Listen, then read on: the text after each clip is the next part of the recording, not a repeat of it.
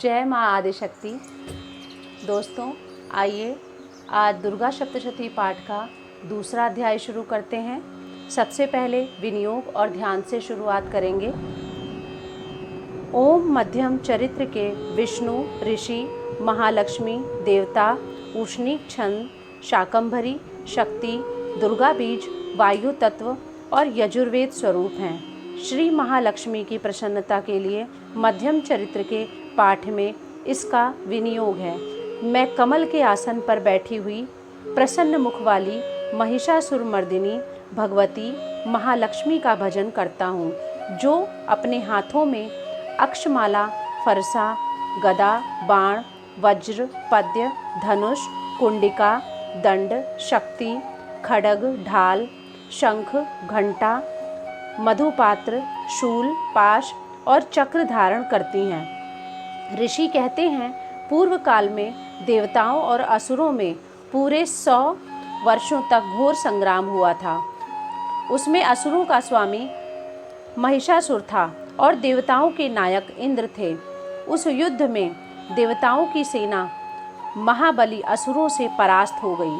संपूर्ण देवताओं को जीतकर महिषासुर इंद्र बन बैठा। तब पराजित देवता प्रजापति ब्रह्मा जी को आगे करके उस स्थान पर गए जहां भगवान शंकर और विष्णु विराजमान थे। देवताओं ने महिषासुर के पराक्रम तथा अपनी पराजय का यथावत वृतांत उन दोनों देवेश्वरों से विस्तार पूर्वक कह सुनाया।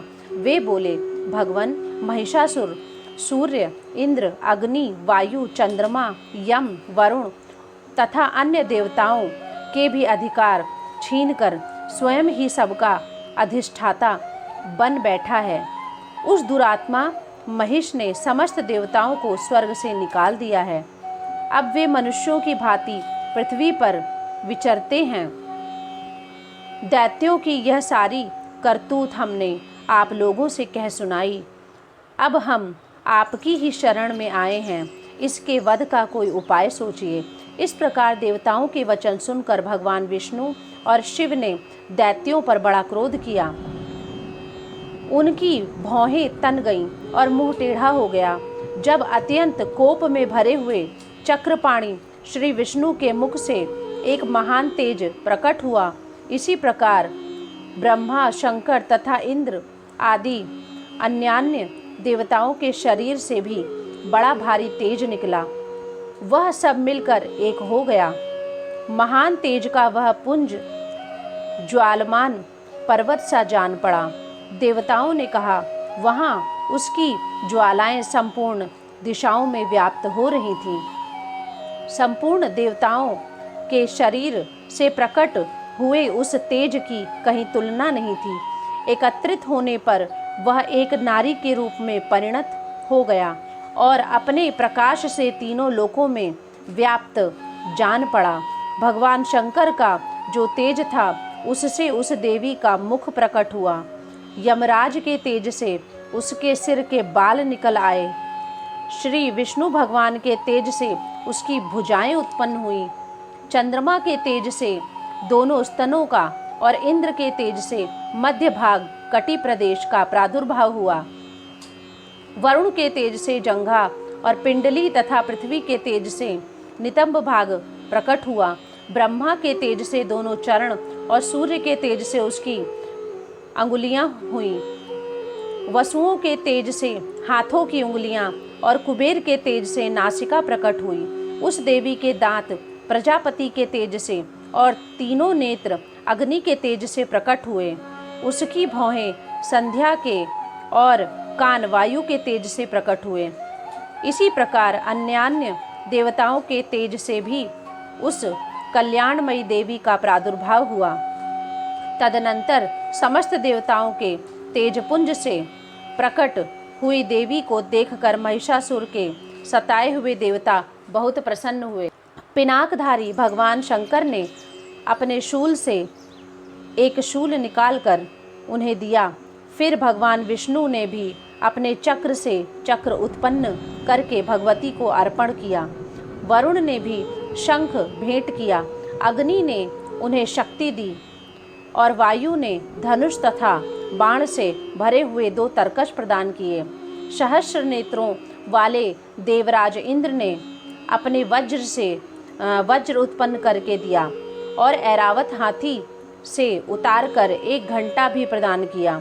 यमराज ने कालदंड से दंड, वरुण ने पाश, प्रजापति ने स्फटिक काक्ष की माला तथा ब्रह्मा जी ने कमंडलू भेंट किया।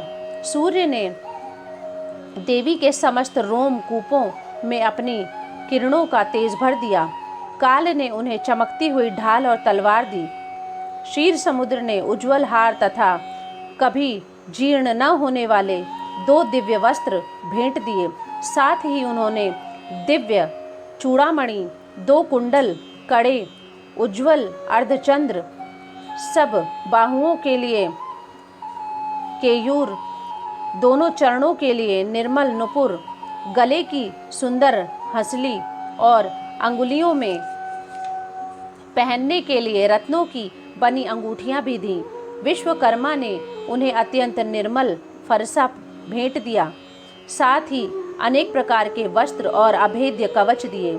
इनके सिवा मस्तक और वक्षस्थल पर धारण करने के लिए कभी ना कुम्हलाने वाले कमलों की मालाएं दी। जलनिधि उन्हें सुंदर कमल का फूल भेंट किया। हिमालय ने सवारी के लिए सिंह तथा भांति भांति के रत्न प्रदान किए। धनाढ्य कुबेर ने मधु से भरा पान पात्र दिया तथा संपूर्ण नागों के राजा शेष ने, जो इस पृथ्वी को धारण करते हैं, उन्हें बहुमूल्य मणियों से विभूषित नागहार भेंट दिया।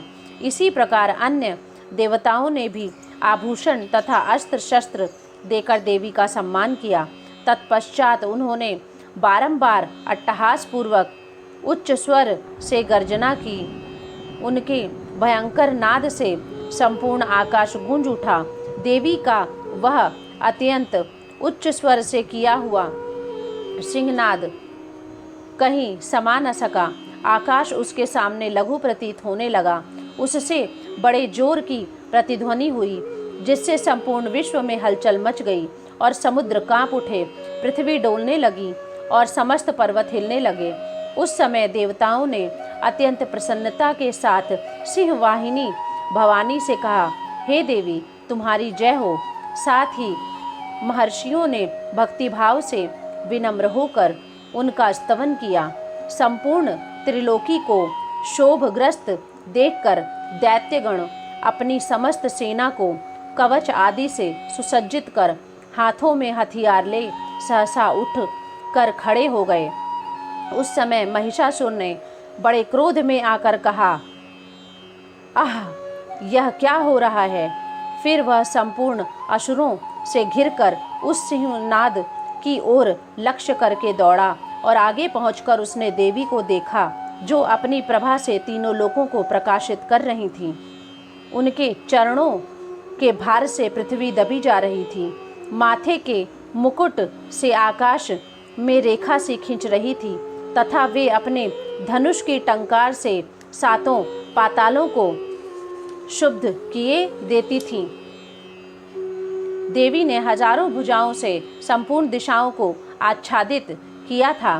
तदनंतर उनके साथ दैत्यों का युद्ध छिड़ गया। नाना प्रकार के अस्त्र शस्त्रों के प्रहार से संपूर्ण दिशाएं उद्भासित होने लगीं। चिक्षुर नामक महान असुर महिषासुर का सेनानायक था। वह देवी के साथ युद्ध करने लगा। अन्य दैत्यों की चतुरंगिनी सेना साथ लेकर चामर भी लड़ने लगे।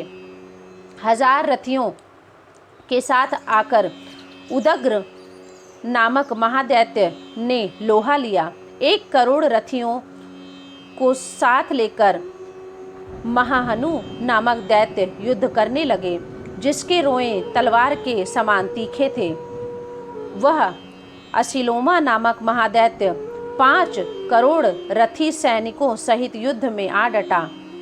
60 लाख रथियों से घिरा हुआ बाष्कल नामक दैत्य भी उस युद्ध भूमि में लड़ने लगा। परिवारित नामक राक्षस हाथी सवार और घुड़सवारों के अनेक दलों तथा 1 करोड़ रथियों की सेना लेकर युद्ध करने लगा। बिडाल नामक दैत्य 5 अरब रथियों से घिरकर लोहा लेने लगा। इनके अतिरिक्त और भी 1000 महादैत्यों रथ, हाथी और घोड़ों की सेना साथ लेकर वहां देवी के साथ युद्ध करने लगे। स्वयं महिषासुर उस रणभूमि में कोटि कोटि सहस्र रथ, हाथी और घोड़ों की सेना से घिरा हुआ था। वे दैत्य देवी के साथ तोमर, भिंदीपाल, शक्ति, मूसल, खड्ग, परशु, पट्टिश आदि अस्त्र शस्त्रों का प्रहार करते हुए युद्ध कर रहे थे। कुछ दैत्यों ने उन पर शक्ति का प्रहार किया, कुछ लोगों ने पाश फेंके तथा कुछ दूसरे दैत्यों ने खड्ग प्रहार करके देवी को मार डालने का उद्योग किया। देवी ने भी क्रोध में भरकर खेल खेल में ही अपने अस्त्र शस्त्रों की वर्षा करके दैत्यों के वे समस्त अस्त्र शस्त्र काट डाले। उनके मुख पर परिश्रम या थकावट का रंच मात्र भी चिन्ह नहीं था। देवता और ऋषि उनकी स्तुति करते थे और वे भगवती परमेश्वरी दैत्यों के शरीर पर अस्त्र शस्त्रों की वर्षा करती रहीं। देवी का वाहन सिंह भी क्रोध में भरकर गर्दन के बालों को हिलाता हुआ असुरों की सेना में इस प्रकार विचरने लगा मानो वनों में दावानल फैल रहा हो। रणभूमि में दैत्यों के साथ युद्ध करती हुई अंबिका देवी ने जितने निःश्वास छोड़े वे सभी तत्काल सैकड़ों हजारों गणों के रूप में प्रकट हो गए और परशु, भिंदीपाल, खड्ग और पट्टिश आदि अस्त्रों द्वारा असुरों का सामना करने लगे। देवी की शक्ति से बढ़े हुए वे गण असुरों का नाश करते हुए नगाड़ा और शंख आदि बाजे बजाने लगे। उस संग्राम महोत्सव में कितने ही गण मृदंग बजा रहे थे। तदनंतर देवी ने त्रिशूल से, गदा से, शक्ति की वर्षा से और खड्ग आदि से सैकड़ों महादैत्यों का संहार कर डाला। कितनों को घंटे के द्वारा भयंकर नाद से मूर्छित करके मार गिराया। बहुतेरे दैत्यों को पाश से बांधकर धरती पर घसीटा। कितने ही दैत्य उनकी तीखी तलवार की मार से 2-2 टुकड़े हो गए। कितने ही गदा की चोट से घायल हो धरती पर सो गए। कितने ही मूसल की मार से अत्यंत आहत होकर रक्त वमन करने लगे। कुछ दैत्य शूल से छाती फट जाने के कारण पृथ्वी पर ढेर हो गए।